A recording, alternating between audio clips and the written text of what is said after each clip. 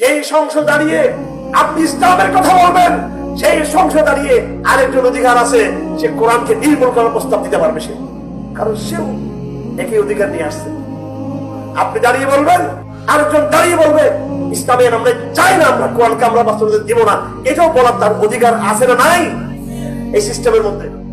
এটা ফাঁদ, এটা বুঝতে হবে।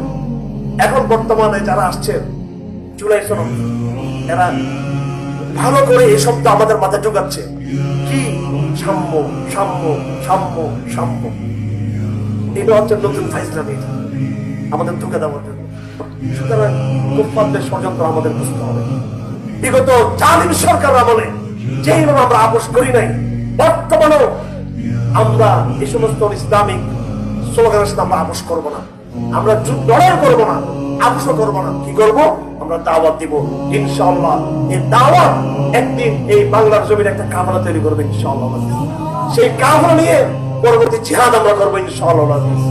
সেই জিহাদ পুরো ভারতবর্ষে যেইভাবে শরিয়া প্রতিষ্ঠা ছিল, খেলাফত আবার শুধু বাংলাদেশ নয়, পুরো ভারতবর্ষ জুড়ে আবার সেই জিহাদ এই অঞ্চলে খেলাফতকে প্রতিষ্ঠা করবে, মুসলমানকে মুক্ত করবে ইনশাআল্লাহ আজিজ।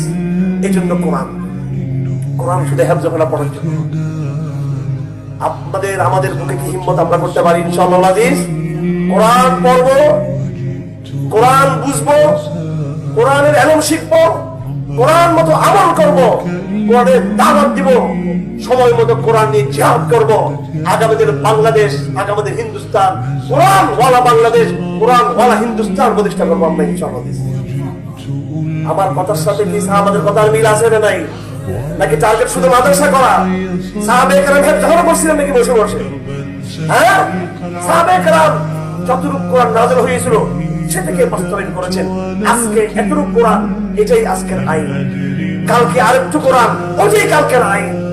আরেকটু কোরআন, ওইটাই কোরআন। সাহাবাদের আইন, সাহাবাদের একটা দেশ ছিল, মদিনার দেশ, রাসূলের দেশ ছিল কি ছিল না? সূরা তওবা নাযিল হয়েছে, সূরা তওবা আইন হয়ে গেছে। সূরা আনফাল নাযিল হয়েছে, সূরা আনফাল আইন হয়ে গেছে। সূরা বাকরা নাযিল হয়েছে আসমান থেকে, সূরা বাকরা এটা আইন হয়ে গেছে। সর্বশেষ সূরাতুল মাইদা নাযিল হয়, সূরাতুল মাইদা আইন হয়ে গেছে। কোরআন যতটুকু আছে ততটুকু আইন। আর এখন কোরআন থেকে আমরা নিয়ে গেছি মা বাবার কবরের পারে নিয়ে গেছি আমরা কোরআন থেকে। কোরআন পড়ে মিসকিনরা, গরিবরা, হুজুররা এটা মনে করা হয়।